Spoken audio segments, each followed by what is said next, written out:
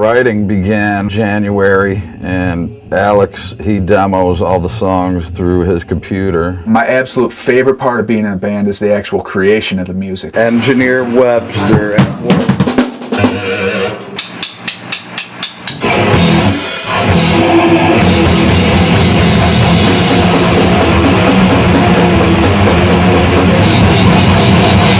Here is our drum head that we always do every album. We go in order of the songs that we wrote, how we wrote them. Scalding Hail's the only collaborative effort. Scalding Hail is the song that Alex and I wrote together.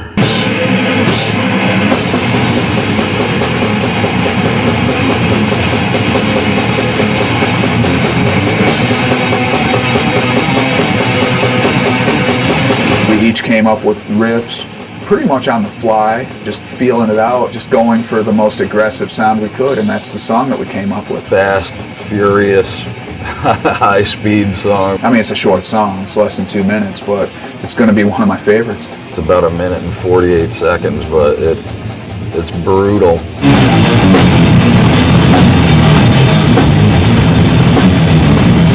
Skewered from Ear to Eye, Alex wrote that. Beheading and Burning, Alex wrote that. Cauldron of Hate, Alex wrote that. Evidence in the Furnace, Alex wrote that.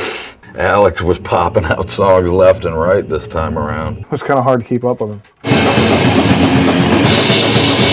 And then Alex wrote Unnatural. Alex wrote Evisceration Plague. How it goes up from there? Yeah. When I do this one, I've been naturally just going down. Instead of going. As soon as I had one of his songs, you know, where I was practicing it to where I was comfortable playing it,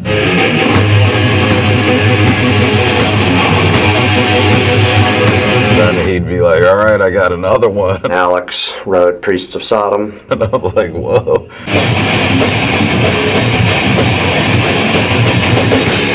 His songs are really hard for me to play. I write a lot of the stuff, but I can pretty much write anything I want, and I know that these guys will be able to do it.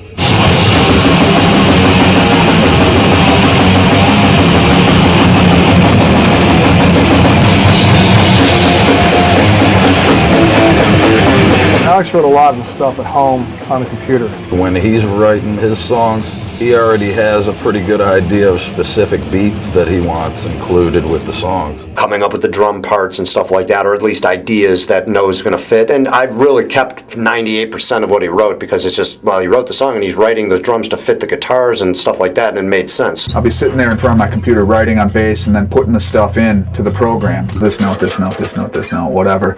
Putting it in there.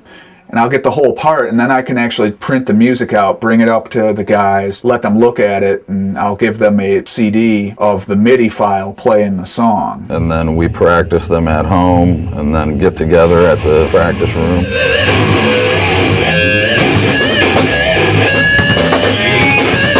So his are pretty much all set in stone in that sense, you know, where we can listen to a version on the computer and play along, and there you go, that's the song. Me and Rob, I think, write a little differently. We were used to coming up with different parts or whatever, then going down and kind of hashing it out with the drummer. They might have an idea what beat they want, you know, and then we just mess around with that up at the room, and the song develops that way. I consciously wrote my song to pretty much be very different from what them guys are writing. Rob wrote Shatter Their Bones.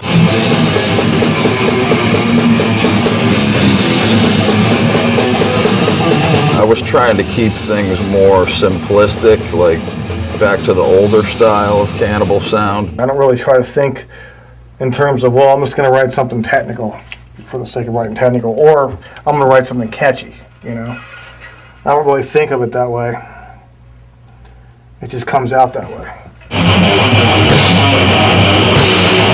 We got a Pat song in there. He did Carnivorous Swarm, and then Pat wrote To Decompose.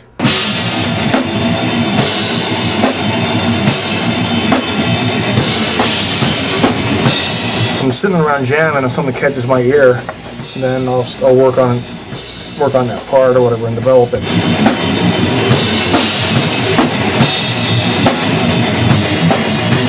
I wrote Carrion Sculpted Entity.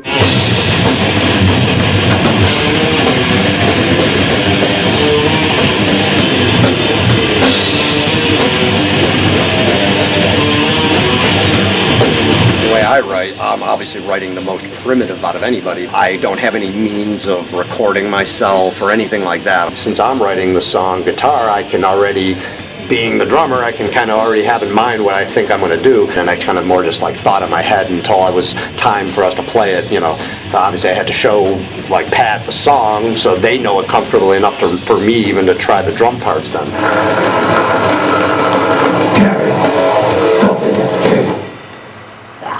They get the music down, and then whoever writes the lyrics will track the song. I write the lyrics to my song and Pat's. Alex writes the lyrics for his songs. My mind is a cauldron of hate. Rob wrote the lyrics to his song.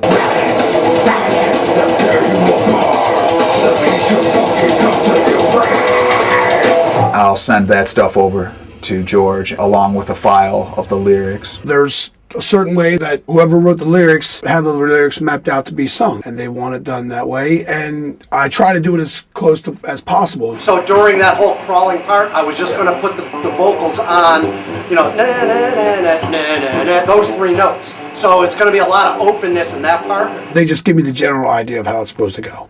And that's pretty much it, you know. And I'll say, hey, was that supposed to be there or there? No, that's not the right time. But and I'll say, okay, I thought it was supposed to be like this. And they'll say, yeah, you got it. After you like finish a song in practice, when you complete it, there's definitely a sense of fulfillment.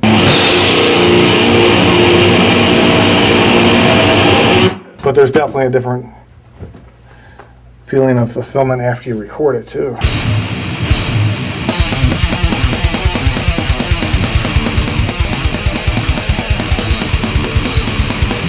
Paul has been pretty open-minded about, trying to do some different things this time around. It's almost like I went through some kind of midlife drumming crisis in a sense. Like I really reevaluated my whole playing style and everything. My attitude, my style, everything. I changed my beaters. I actually put on the Axis beaters that come with the pedals. Maybe it'll help out, maybe play a little more fluid or faster. The Danmars that I had on there are wood, and they might have been a little heavier maybe, so I was thinking less resistance, less weight to be pushing. I'm sitting up higher. I'm using different drumsticks. Those grips that I've been using for fucking 10 years gone. Haven't touched them since I started going back to the other stick. And a lot of things in a way were like really my comfort zone I got rid of. He's started working with a click track for this record, so it's really cool for somebody who's been doing things one way for so long to be open to suggestion like that. 11th record, and he says, you know what? I'm ready to try it to a click. I mean, how many people that far in their careers say, you know what, I'm gonna mix it up a little bit. Gotta use this fucking metronome, Gotta get good somehow. I knew that it would make this record that much more tighter and smoother, and plus what it's done for his playing. He played so well to the click, everyone was so impressed, because not everyone can play that well to it. It can be interfering with them or whatever, but for him, he just really took to it. And I think that's just a testament to how good his tempos are in the first place. If you're not playing to the click, you play a couple of beats slower than you did, you might not really notice it as much, But of course, the click is going to tell you if you're wrong or right. So obviously, I'm hearing that click, and I'm trying to stay in time with that click. We just laid down scratch guitars with the click before he even tracked his drums.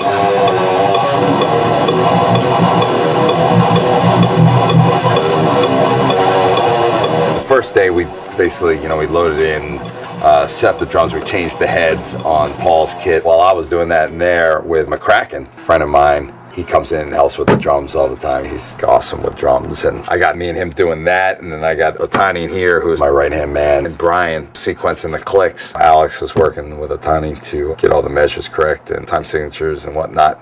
And labeling all the parts. And that's something that I wanted to do right off the bat. You know what, let's call it bridge 2. 9 measures for bridge 2. Okay. And then after that? Then after that, bridge 3. 32 measures of 4/4. So we got all that done that first day. Second day, tuned up the drums and got drum samples from all the toms and the snare. Snare? That's always a possibility. Yeah, but even Tom 1. because I look at it unless you plan on specializing. Tom 2. Sometimes, man. But Wednesday, recorded all the scratch guitars to some pre-pro drums to the click. Thursday was drum tones. I got tuned the second time. Yeah, that's what I figured.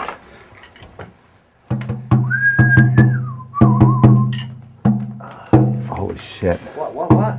Never sit on a stool. That's a fucking mistake. Yeah. I got wet ass. We got anti-monkey butt powder with calamine powder, sweat absorber, and friction fighter. So there you go.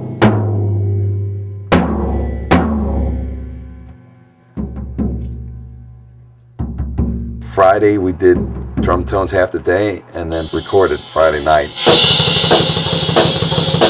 Saturday, Monday, and today. In the bag. There we go. Sounds like we got a good take of Scalding Nail there on the drums. 3.5 days of actual performance, and he's almost done. Here we go.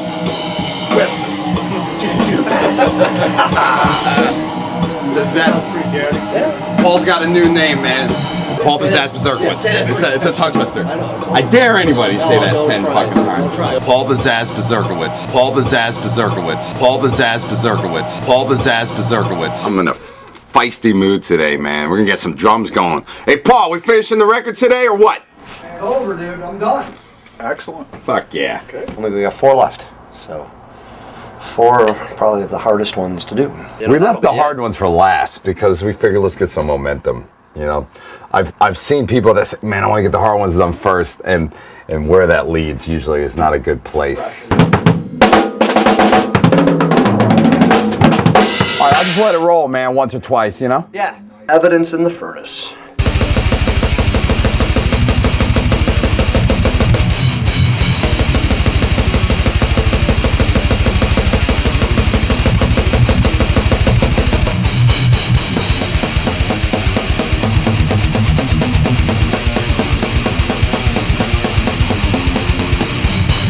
Dude, that was solid. It matched up almost perfectly with the markers that I made based on the sheet music. You know, I was like, so that means that you really were with the click, because it ended like there might have been a little cymbal ringing out at after the spot that we labeled final stop, but I don't think you lost a beat in there at all. He's making it look easy in here. You know what I mean? It's like the camera's rolling and he's like doing these one takes. It's fucking awesome. We just finished Evidence in the Furnace. Now we're going to try Carrion Sculpted Entity, which was one that I wrote. I'm gonna let it roll from the top. All right.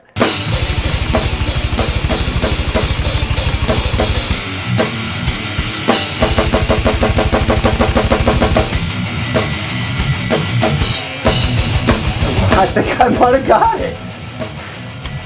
Dude, I think I might have fucking got it. You're on a roll today, bro. I just fucking laid in and I was like, I'm just fucking You're on a roll, man. Should we listen? Bro. It might be it, dude. You have your Wheaties this morning? We'll see, dude. Who knows? Exactly. Nothing fucking. This is one of those days we've been waiting for. That's it, dude.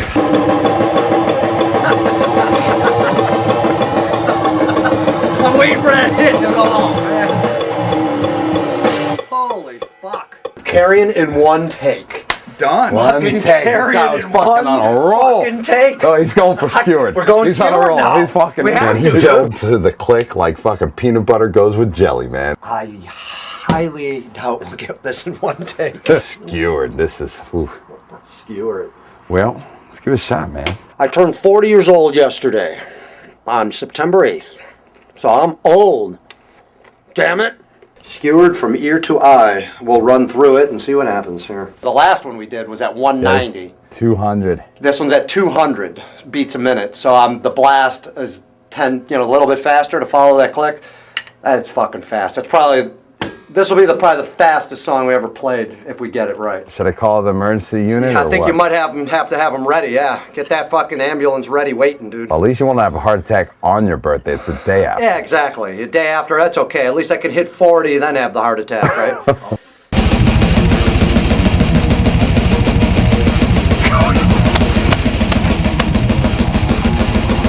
Fucking man.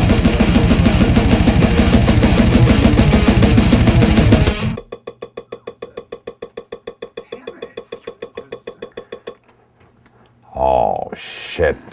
Hey, dude, man. That hurts. The computer crashed, man. I'm sorry, man. I lost it all. You're psych! I knew you're fucking. No, sorry, man. That's not even funny. Holy shit, that's so Knock fucking on wood. hard. Fuck. was fucking killer, man. Oh shit. Oh, Paramedics. shit. Call the paramedics. I can't get up. Birthday yesterday. I'm falling. Death day today. I can't Call get the paramedics. Oh my Lord. He's rolling on the floor. I certainly feel very confident that we got some amazing drum tones and performances out of Paul, man. His performance on this one, tempo-wise, compared to the last record for sure, it's the best.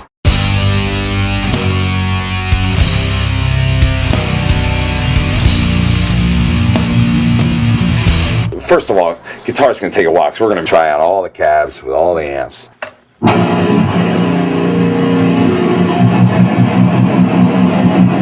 For the first day, it's gonna be just figuring out what we're using. It's got some extra SIDS going on. Yeah, a lot of trial and error.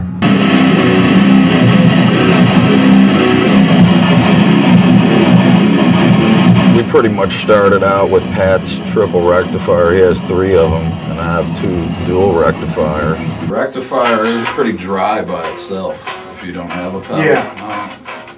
Yeah, even though it's fuller without the pedal, but it tightens up with the pedal almost. Like, I don't know. We ended up going with one of these triples that he bought off of a friend of ours. That's just the best sounding one for the sound that we're going for. Is super distorted, lots of bottom end, but we want definition with the notes. We tried out a bunch of different cabinets. We chose between a Marshall and a Mesa Boogie cabinet with 300 watt EV speakers in it. I mean, they sound good together. No doubt about it. EVs are fucking beasts, man. That one is this old Marshall that's Pat's. We're using that for the leads with the angle head. For leads, we try and get a different tone. Don't necessarily have to have a super overdriven sound, because we're not doing rhythms for the chunk, bottom end crunch. It's more like a smooth, high string lead tone. I'm just happy to get 2 different sounds. That's really that. It doesn't matter what amps they are, as long as they sound good together. And I mean, they sound good together. That's the heaviest, best guitar sound I think I've ever got. You know? I finally achieved all this time. You know? I'm really surprised how smoothly the process went. Sometimes it's hard to get. It takes a while to get exactly what you want to hear. And I think we found the right combination this time. We did the same with the bass. Exhausted all our options over a couple days, couple hour, couple day type arrangement. It's like, it just sounds like it's somewhere else instead of like. See how that's present? We were analyzing the shit out of it, you know, just making sure that everything was proper. Listening to the bass by itself, listening to the bass with the guitars.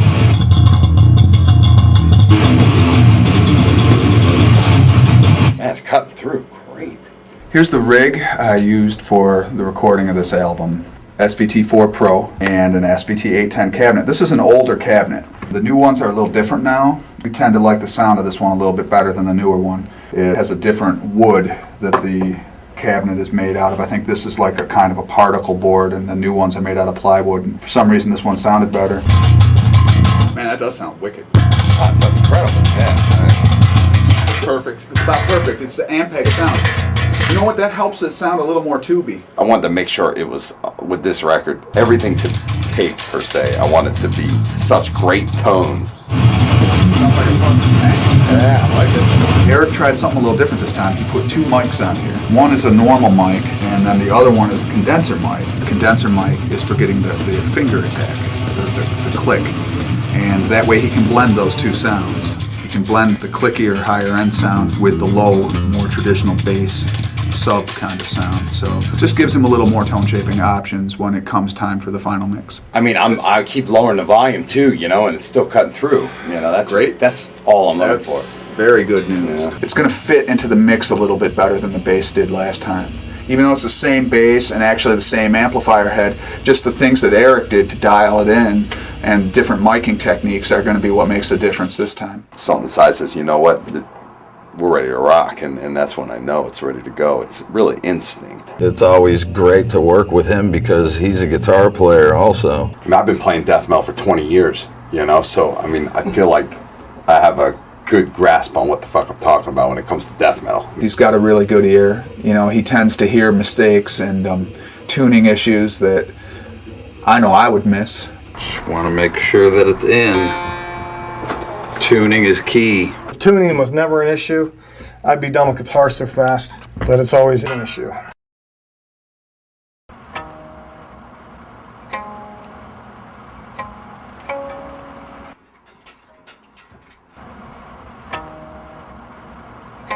Guitars are very finicky. They're very temperamental. They're very moody. Certain things will affect them, like if it's too cold in here, if it's too hot, or you look at one wrong and it'll sometimes they'll go out of tune.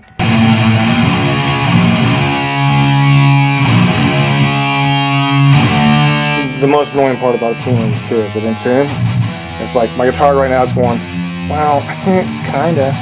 It's not giving me a straight answer. If it's not going in tune, and the strings are on their way out. Part of playing that's not really fun. Change the strings. That's why I hate fucking changing strings. I gotta stretch them out and hopefully it stays in. Hopefully. Because we're using a strobe tuner, which is very precise. We're gonna have to get more intonated because what's gonna happen is we're gonna track the bass, and Alex's bass is gonna be perfectly intonated. And that's when you really notice is once the bass gets in there, because the bass doesn't have as many issues with intonation. Intonation is just making sure that your instrument's actually going to be in tune everywhere. Floyd Rose on a guitar tuned to B is like it's kind of like a recipe for homemade dynamite. I used to use Floyd Roses all the time. It's pretty much, the standard for playing extreme music. You gotta have the tremolo and do the bar stuff. I like having a whammy bar on my guitars. Even if I was playing a guitar like without a Floyd Rose, I'd probably knock it out of tune because I pick very hard. The lower you tune, the harder it is, and when you're trying to intonate the guitar, the Floyd saddle only goes back so far most of the time. It's like the whole bridge has to be set back farther really for it to intonate for a lower tune. And I've had to take this part right here, I had to take it over to my friends, and he had to grind it down so I can move it back even farther. It's locked down here and here, but now it's locked down here so it won't move at all. Did some drilling and put some stuff in there. Keeps this part from moving. Got to improvise, adapt, and overcome. During some of the tracking, we put a hairband around here. When you have these strings clamped, like not clamped, but just something lightly around them, any of that extra noise up there doesn't come through. I got this little girly thing here, little hair thing here, because this way we won't get the... A lot of the fingerstyle stuff, it's not necessary, but for tapping, it can get kind of noisy, so having something like that is good. I got volumes taped up, so it'll recording and it's like on 8 instead of 10. This way it's like taped on 10. It's pretty sensitive controlling, and if you switched it even a little, it would be a noticeable difference. So we couldn't risk that, going from day to day recording the songs. We didn't want to have a great sound one day and come in the next day and somebody bumped into it and have a different sound, and then it would take us a while, or maybe we wouldn't be able to at all find exactly what we had the day before.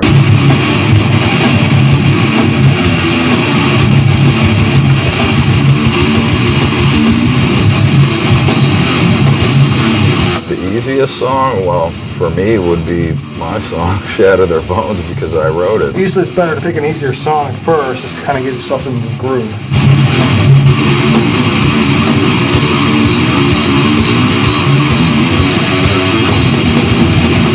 Rob played through his song no problem, but for me it was difficult. That was probably the second toughest song. It's just hard, it's just a whole bunch of fast, mid-paced, two-finger picking. I don't think anyone would play it and say it was easy. I remember Pat said he thought it was pretty hard too, and Pat can play just about anything. They're all Kind of hard in their own way. I thought certain songs were going to be easy, and then got in here and started recording, and they just turn out to just be the biggest pain in the ass ever. Like Cauldron of Hate, for example, that was a big pain in the ass. The easiest songs for me to record are the ones I wrote.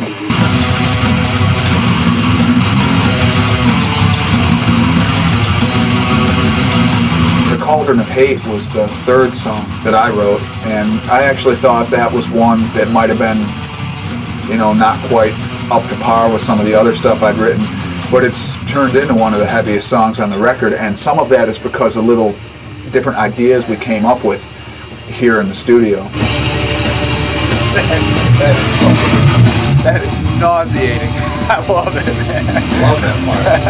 There's some different harmonies that were put in, and they've added to that song and made it into one of the songs that I think will turn out to be, one of the better ones on the album. This song, from what it was, it just sounds so much more aggressive. A lot of times things come together in here, just little things, last minute changes. Throwing things around, throw it around the room. What do you think? That's how great things come. It's just by tossing around ideas.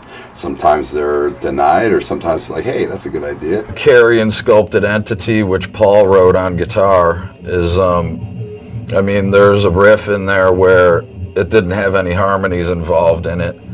And it just sounded like it needed something extra just to give it some more depth. Eric thought they could use a little something. Now, I had already written a bass line to it, and I had put a few, intervals in there to make the line interesting. I wanted to make sure whatever harmony they wrote didn't have notes that were going to clash with the line I wrote in a way that wouldn't sound good. So I sat down and wrote something that works with my line that will harmonize well with the part that Paul already wrote, and hopefully it'll sound as good in there as it does on here. This is going to be cleaner than a super low-tuned guitar. So we'll see once Pat's done with lunch break, how it sounds. He's harmonizing the third ending part, and then he's coming in on the fourth part with the higher minor, and then harmonizing the last part as well into the end. Instead of like harmony, harmony, harmony, harmony, it's like the second half of it is straight, and then harmony. 4, 5, 4, 7, 9, 10, 7, 7, 8, 11, 7, or 6, 7. Whichever way feels better for you. Try it. Try harmony idea 2. Let's hear what they sound It's like. already like fucking making a very uncomfortable situation, which I personally enjoy. It's like before it was, it was cool, but it was just kind of barren.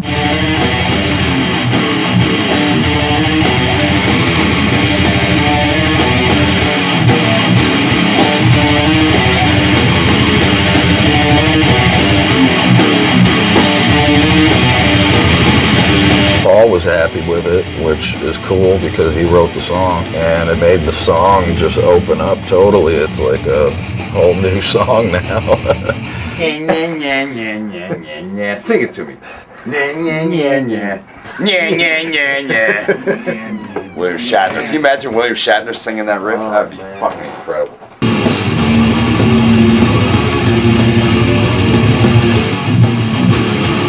Carrion Sculpted Entity had a lot of extra bass stuff that I put in that took a little while to get right. He's been going crazy, like writing all these weird timing riffs and very intricate stuff. I do like numbers. I like seriously, I like fucking around with numbers when I write stuff. The first octave lands on the 2 and the second octave lands on the 4. 1, 2, 4, ba-da. Yeah, it's like ba-da. Leave it to the mathematician to lay out the mathematical facts.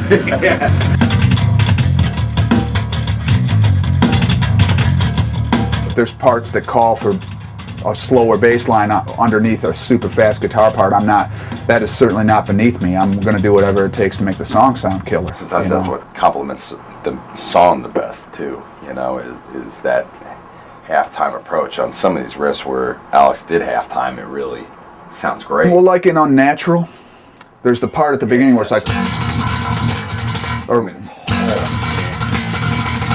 and it was like, man, you know what? If I just go, just something a little bit slower, it would make it a lot more clear. Like in that way, I'm just going with the kicks, the kick and the snare. It's a lot simpler than some other stuff I'd done, but Pat's picking was so on, and I didn't think I was going to be able to match it completely identically, and I didn't want there to be any wavering between my part and his part.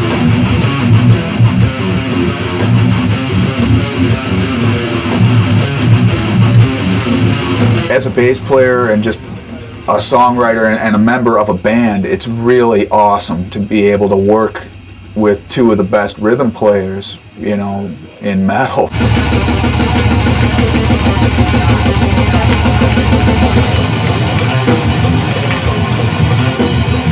for the most part, Pat's doing the bulk of the rhythms because of his picking hand has much more attack than mine.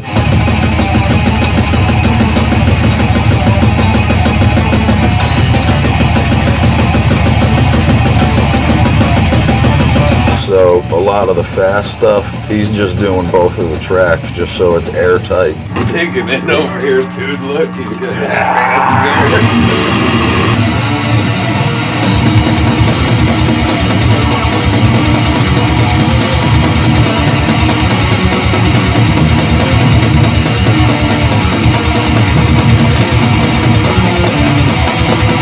Jeez, he's going nuts. Fucking notes, you know? He starts going ape shit. Wipe some of that notes fucking sweat off. Rob did all of Shatter. He did some of Beheading and Burning. Beheading and Burning was one where it was a little tougher for any one guitar player to do both parts, because Beheading and Burning has two separate guitar parts through pretty much the whole song. So that one is Rob on one side and Pat on the other.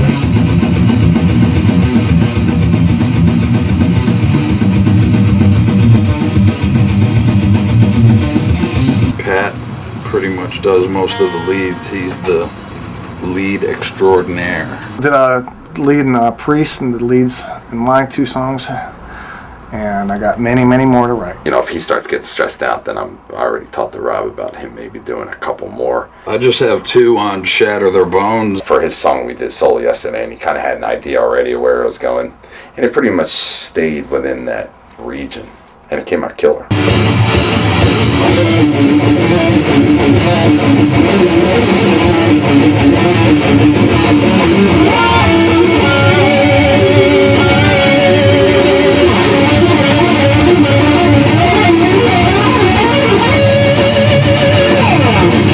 Hey, you gonna work on the Evidence solo? Yeah. All right. I'm gonna do one on Evidence in the Furnace and go from there. I gotta figure out what this part in Evidence you were talking about, cause It's a decka decka decka decka decka decka decka decka decka decka decka decka decka decka. I mean, it's written in diminished scale, but it's kind of doesn't really need to be played. plus it's mayhemic because Yeah, it's it got could be a pounding mayhem. beats, That could so. be like a crazy chaos solo there. Bring the noise.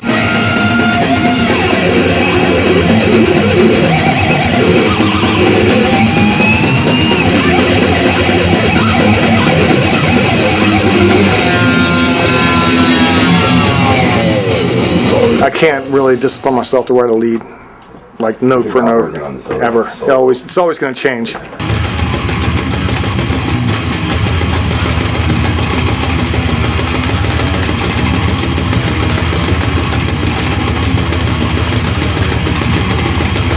Even when we were doing bass, we were still doing rhythms. You know, like I was having Otani, my right-hand man, coming in at 10 a.m. with Pat until 4, and then me and Alex were coming in at 4 and working all night. So we were doing like 16-hour days in order to make that happen. I'm fucking tired. I'm burnt out. It was a good day though. But, you know, I get cranky after 12 hours of working in this fucking place. I'm just telling you. 12 here, 12 there, 10 there, 11 here. I'm tired, I'm cranky, but we got some good things done, and I'll feel like $1 million when I come in tomorrow. And it won't be my first million either. Thank you.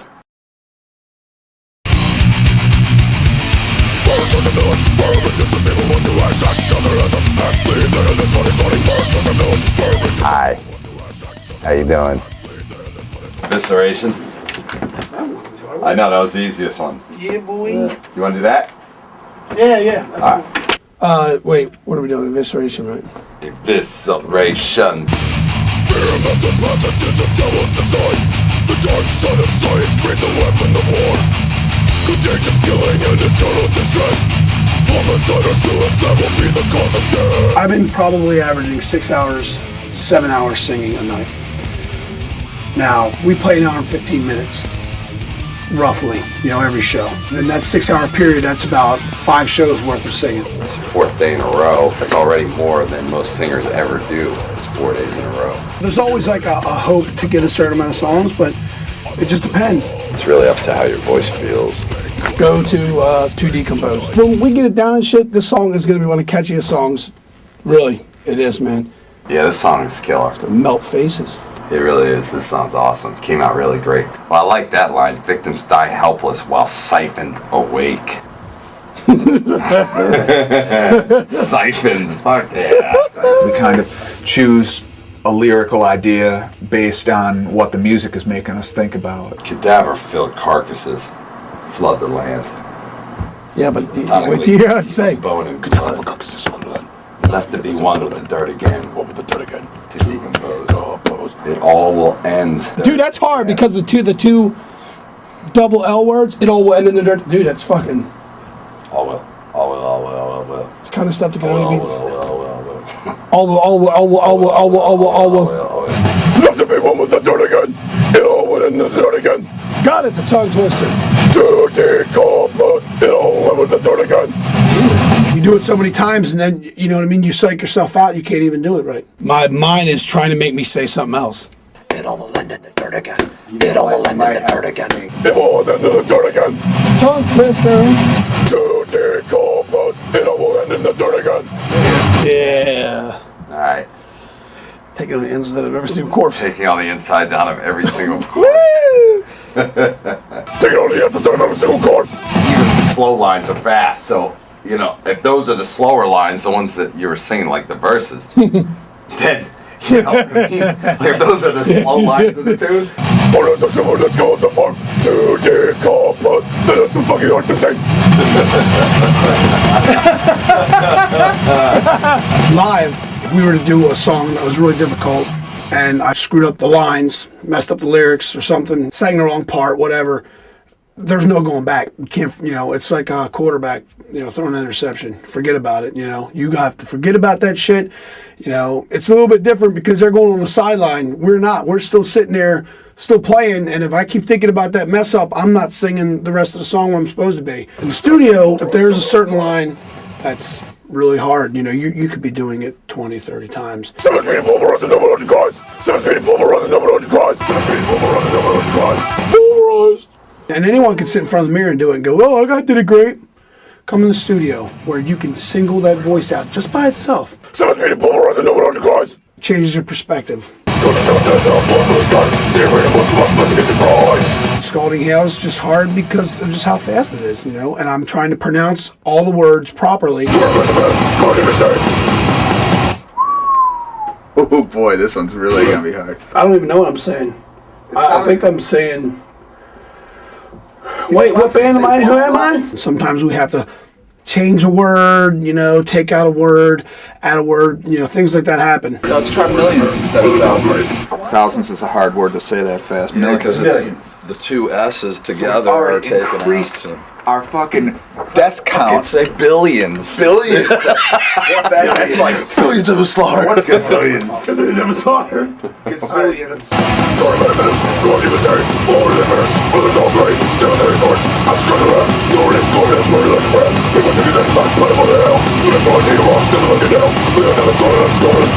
Oh, I had it too. There's some parts from songs where I just fuck up and I just do like a power metal scream or something. Not saying it's a good scream, but I'll do that or something, and it ends up just breaking up the frustration.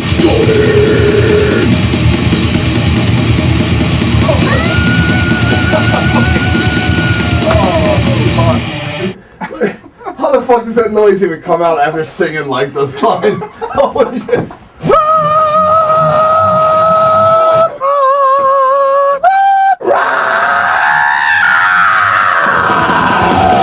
He'll play it back and we'll laugh. It breaks the tension and it makes me forget about how frustrated I am with that part. And then we try to get it going. They get frustrated, then I gotta balance that, you know? Bang, bang! Bang, bang! He's out of his fucking mind, man. Usually, not everybody's frustrated at the same time. Sorry, man. I'm just losing my shit a little bit here, man. I apologize, man. I don't know what's going on in here. I already lost mine. My brain's starting to fucking... It's like frying like fish in here, man. I can't help it. It's already fried fish. That was line 4, man. Fried. It's like one guy's frustrated, you're alright. Oh my fucking devil in hell. You're frustrated, he's alright. I've been listening to the same song for 6 fucking hours and I'm tired and cranky. I'm angry.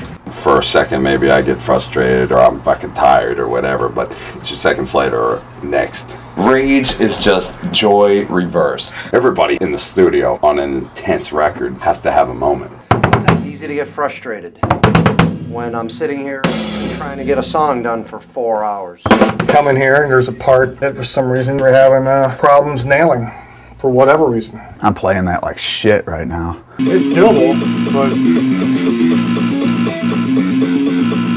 and you just can't seem to get it. And it just makes you feel like a real retard. I don't know what I'm doing. It's almost like I don't know what I'm fucking doing. You retard ass. When I hear some stuff and I'm like, God damn, I'm just fucking playing like that like shit. You know, I should be playing it a lot better. Fuck. You thought you were playing them right at the practice room, and then you get it under the microscope, and it's just not quite right, and not quite right is not going to do it in here. I'll be in the middle of tracking, and I'll screw up, and I'll be like, fuck. That was fucked up. Let me start it again. I left this studio many nights. It's just disgusting. You get down on yourself, just like anything else. There's going to be days you will go, fuck, I just want to quit. I suck. I don't want to play anymore. It definitely fucks with your head. It's really aggravating sometimes, you know? I mean, I'm pissed and frustrated and I don't want to be here and I want to do it anymore, but I have to overcome that. You just do it again until you get it right. You're just going to have to keep going then. Just keep doing it. That's all I can do. When it gets to that point, I just think to myself, all right, this is the one. This is going to be the one right here. And then if it works, it works. If it doesn't, you just do it again. Be done. Be done. Best thing to do really is just to move on to something else if you're stuck in a part like that. Rather than keep beating it, you know, into the ground. It's going to be a pain in the fucking ass. It's just hard. I know where I'm at, but can I do it? No. You're just going to get more frustrated at that point. I'll just say, hey, let me put this thing down. Let me put this bass down before I, break it over my head. I get frustrated pretty fast. You know, if I'm having a hard time playing something, I just want to smash it. Through adversity comes the best. It's just the facts. If this shit was easy, it would probably suck. You figure like it would be a lot easier to record an album as you go along. And over the years, now that I think back, they've been getting progressively more difficult to record just because the musicianship is on a higher level. I really like to make the musician work. Turn it on, baby! Fucking drill sergeant! There you go. This is why we call him the drill sergeant. Hey, you're the boss. That's what I'm fucking talking about, man. Yeah! It's fucking done! Oh, wait. No matter how much of a pain in the ass it might be, like do it again, do that part again, do that song again. Ready? Mm-hmm. Are you ready? All right, here we go. All right, try it again, man. All that stuff is for the greater good of the record and, because he wants us to sound our best. To me, I still believe in the musician. The minute that you lose sight of that, this is still music. It's not just a technical science, even though it is. But, to me, I try to believe in the musician, try to really get good performances first, and then use Pro Tools to put the icing on the cake rather than Pro Tools be, the flour and the eggs and everything else to make the cake, He really wants the album to be as natural sounding as possible. We did this record to analog to preserve the dynamics. Everything was done on one take. We set the whole band up and just put a room mic in the middle. Yeah, that's exactly what we did. I use Pro Tools for what it's worth, and of course use all the advantages that it offers, but at the same time I still like to start with the base of trying to capture the magic from the player. With today's modern digital editing, you can kind of get out of hand with that sort of thing and make everything sound like a band of robots played it, and that's not what we're going for with Cannibal Corpse. All these songs definitely made me want to keep playing and push and try to, play the blast as fast as I can, or, getting up to the 200 and stuff like that, where it's so hard, but the song's so great and I want to be able to do it. I want to push myself. I think when it's all said and done, it will be our best record, you know what I mean? Pressure was on a little bit to do better this time. I think we've probably been able to do it, but it's going to be up to the fans to judge ultimately. Biggest first week sales of Cannibal Corpse history, this record. Knock on wood. That's what I'm thinking. Invisible foe takes control. Evisceration played. Buy the record. Don't download the fucking thing. Spend the fucking $12 and buy the fucking. That's a nice camera. I like it. My camera. Oh, Go ahead. okay, sorry. I was camera shy there for a second. Jesus Christ, can I eat a meal? What the? Rutan, I'm gonna probably get you eating about 8 more times. Holy shit, I'm not even gonna eat for the rest of the session. I'm not fucking around. Actually, this is all I do here. I got fucking notes floating around in my head. That's why I can't go to bed till fucking 5, 6 and when I go home, I got these notes floating around and harmonics. Da da da. Instead of chan.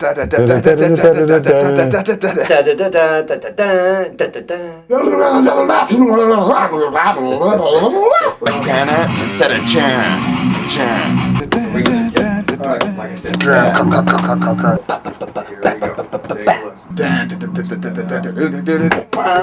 bam, bam, bam, bam, bam, bam.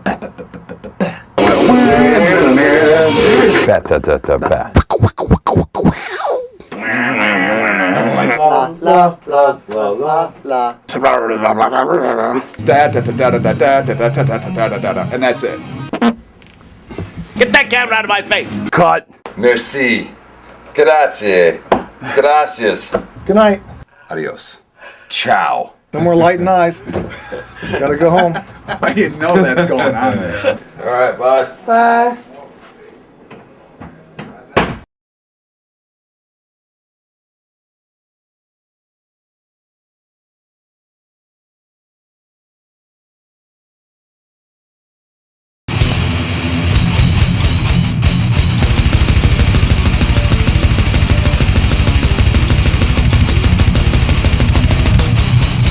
I was probably 13 or 14 when I started playing bass, and I loved the sound of the instrument. I really thought it was cool, but it also seemed like a much more achievable goal to be able to play bass in the band than play lead guitar. I actually started out playing guitar first.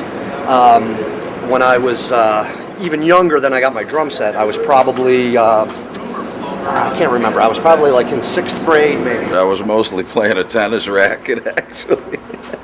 Look at this custom strap. Yeah. This is technically my first guitar. I actually had 2 of them, and I'd even put both of them on and use it as a double neck. Because I saw Jimmy Page with the double neck. I was like, wow. It's more like a ukulele now, but... My parents weren't going to buy me a guitar unless I was going to be really serious and all this, so I kind of gave up on it, you know. I didn't expect them, you know, to be buying me an electric guitar and an amp and all this, whatever, understandable. But, so I kind of lost interest for a little while. When I got serious about playing an instrument, it was pretty much just bass, and so I just went for it. I didn't start playing seriously until 15, and then I got a Cort Flying V, like a KK Downing looking guitar. My brother's friend sold it to me for $30.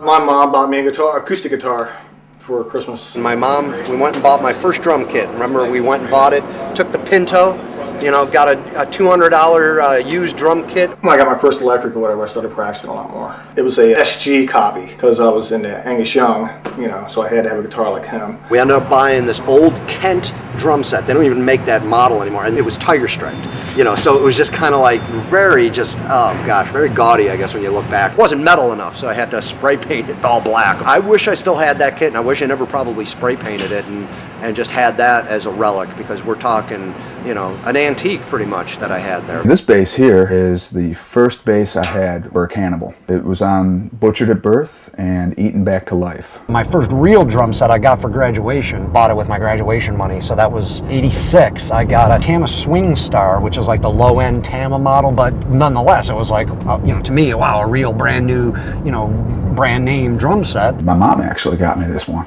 It was a gift for my birthday, I believe, my 19th birthday. This one was probably a little bit less than $400 brand new. I can't thank her enough, really, for her getting me my first real professional quality instrument. First Flying V. My dad bought this for me. It's a 1974 Gibson Flying V. This one I got back in the 80s. This is an 81, actually. I think this is 79. This one definitely is probably my best one. I love this bass. I still play it all the time for the slap stuff. It just really resonates well. It's a very good choice for a first instrument for me. When I got the new drum set, I guess it was 93, I think I got, 94 at the latest. I got my next Tama kit. I ended up selling the first kit, you know, which I almost look back at like, man, it would have been kind of cool to keep, just even if it sat in cases and never to be touched again, just, you know, my very first real kit, you know. So unfortunately, I don't have that. I've had a lot of guitars. I've sold them and, you know, bought a lot, sold them. I've sold this one. I wound up buying it back. Basically, I was trying to sell it, and everybody acted like I was trying to give him cancer or something. Nobody wanted it, you know. So I finally sold it to this guy. He wound up selling it to a friend of mine, and, you know, and then I bought it off him. So it just kind of like flew around. I do have my last kit that I've had since '93, the Tama Grand Star, which I just retired. Actually, the last tour we just did was the first time on any U.S. tour that I used a different kit other than that Tama Grand Star. D-drum right here.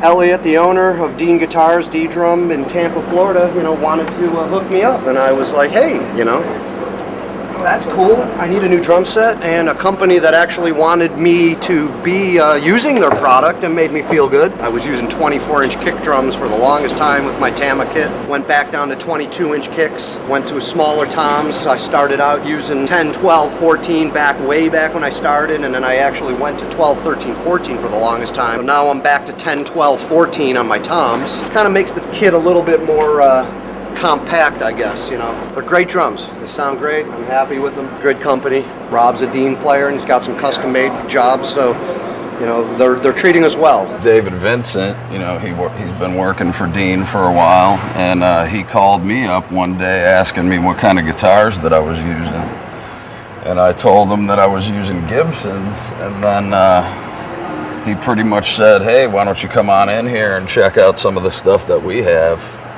And I loved the Cadillac, which I'm playing now. Unfortunately, I was able to build my own customs. This is a glossy finish with some butchered at birth baby fetuses on the inlays. And on the 12th fret, it says kill. Sounds awesome. This one's a satin finish, like a dry look. Got some tape up here so I can see what I'm doing in the dark. Most of the lights are usually red and the binding's red, so sometimes I get lost. I like the look of the red ones better, but this is more visible under stage lights, so I might go back to the white binding. This is actually the prototype. This is the first one that was built. This has pearl inlays. It's actually still my favorite of the bunch so far. And also I have a flying V. I had to get a V because Pat uses flying Vs, so I had to get a V to counter his metalness. This is a new one I got here. This is one from a company called Ran from Poland, and they custom made this one for me. It's got the bullet inlays here, got kill on the 12th fret there. It's pretty cool, I think. I'm currently with BC Rich. Every one of these are custom made. Here's the first one I had BC Rich make. It's basically a Kerry King V with the Widow headstock. Try to make it look evil, you know, get horns on it, you know. Now you see them all the time. This is the first actual flying V that they did that with. And I also had them do on the fretboard, instead of how it comes down here, just runs straight across. I had them do a thing they call the Widow fretboard, which they bring the fretboard down a little bit rather than just making a straight line across, because I don't use a second pickup. They all have EMG 81 pickups, except for this one. This is the EMG 707 because it's a 7-string. It's kind of a prototype BC Rich 7-string I had made. It's got like a beast headstock. This guitar's in B flat, and then this one's B flat song. So these are like my two main ones. And this one is tuned down to G sharp. One for the odd songs we do them. They're tuned down low. It's a baritone, which means it's got a longer scale for a lower tuning. This bass is the one I recorded Tomb of the Mutilated with. It's an Ibanez Sabre bass, really thin. It was a little bit of an awakening for me to play a bass that had such a thin neck compared to a Fender. I actually have not used this in a while, but it's still a great bass. Anytime I pick it up, I'm like, man, I should find something to do with it. We just don't use 4-string in Cannibal anymore, so all these basses have kind of been retired. This bass is the one I used on The Bleeding. The Bleeding has one of my favorite bass tones out of all of the albums we've done. For some reason, the bass tone turned out really good, and I think a lot of it has to do with this instrument. It's also an Ibanez sound gear. So all of these basses were used at a different point, and they all kind of remind me of that time in my life when I pick them up. I bought this in '92 from Thoroughbred Music in Tampa. It's an '89 Les Paul Standard. Used it on a couple albums. Retribution, a Malevolent album. I used it on the Vile album. I used 2 basses on Vile. This is one of them. This is the one for the C-sharp songs. Already came stock with EMGs, so that was killer. It's got a badass bridge. A lot of people don't know about badass bridges, and they see a picture of this. I have a picture of this on my MySpace page, and they say, damn, man, your bass has badass on it. And it's like, that's actually a company that make bridges called Badass Bridges. And the only thing I ever used this bass for was recording Vile. This is an 89 Gibson Les Paul Silver Burst, Gray Burst, whatever you want to call it. It's a special showcase edition, which I bought at House of Guitars in Rochester. I just used it for some leads and maybe one song on Kill. There's a cool story behind this guitar because when it first came out, I was 19 and I still lived in Buffalo. And I wanted it so bad, but I didn't have the money at the time. You know, I was young. So finally, we went back and we did an in-store there one day at the record store inside of the House of Guitars, and it was still there. And I was like, give me that. And it was sitting in the case just like that. I was like, wow. I think it was 96. So 89 was when I first seen it. So nobody bought it. It had dust all over on it. Pretty cool story. The Les Pauls I don't want to use live anymore. Just I don't want to get them banged up or damaged. It's more like a keep-at-home guitar. This is my my original BC Rich. First one. I played it on every album except for Gallery of Suicide. It still sounds really good and everything, but it's just a bit beat up. George did that for me. Right there, and then it all went downhill from there. And it all went downhill from there. This one, this, that. Then it just all started falling to pieces. Ever since he kicked it over. My foot hit the cord coming back on stage. I couldn't see. I got my glasses on. That's defined as kicking it over. Okay? He kicked it over. I did not kick it over. It was sitting on a stand. Accident, man. It was sitting on a stand, minding its own business. Yes, our roadie had it plugged in, and his big foot caught the cord, and it kicked it over. Big chip out of it, but I was pissed about it at first, but fuck it. It happens. On this album, I'm just retiring it from rhythm. I'm just using it for leads. This is my Spectre Euro 5 bass here. And I used this bass on The Wretched Spawn and also on Kill and now on this record as well. This bass is a really good sounding bass, especially in the studio. I've had a lot of success with it. It's got a brass bridge and then brass nut EMG pickups. I love. Those are the only kind of pickups I use. If your bass sounds good when it's not plugged in, you know it's going to sound good once it's plugged in. If a bass doesn't sound that great, not plugged in, then you're already fighting an uphill battle. So I like something that sounds really good and has really good resonance. The foundation of my sound is having a good instrument to play. This is the latest BC Rich V I got. I wound up using this one to track all the rhythm tracks. It's got a longer neck, so it's got a longer scale length, and it holds the lower tuning a lot better. I've been recording a lot with the Spectres. I've been doing most of the live playing that I do with the Modulus basses. This is one of my 3 Modulus Quantum basses that I have. They're called Quantum 5 because they're 5 strings. This is carbon, graphite. It's not a piece of wood. They're an extremely stiff neck, and it's very good because they're much more weather resistant than wood. So when I travel, this thing never goes out of tune. Very few guitar players use graphite necked instruments. So they're dealing with wood, and then they have the additional mess to deal with tremolo bars, which are a never-ending source of tuning problems in my experience. It's pretty much, the standard for playing extreme music. You gotta have the tremolo and do the bar stuff, but I started getting sick of it because of the maintenance. It's really a pain in the ass to maintain a tremolo and have the action proper and all that stuff, so I just started going back to basics using a standard bridge setup with no tremolo. But now I think I might have to get another guitar with a Floyd again just because some of the leads that I'm doing, I'm using the tremolo. So if it's a song that we're going to do live, I'm going to want to use the bar with it.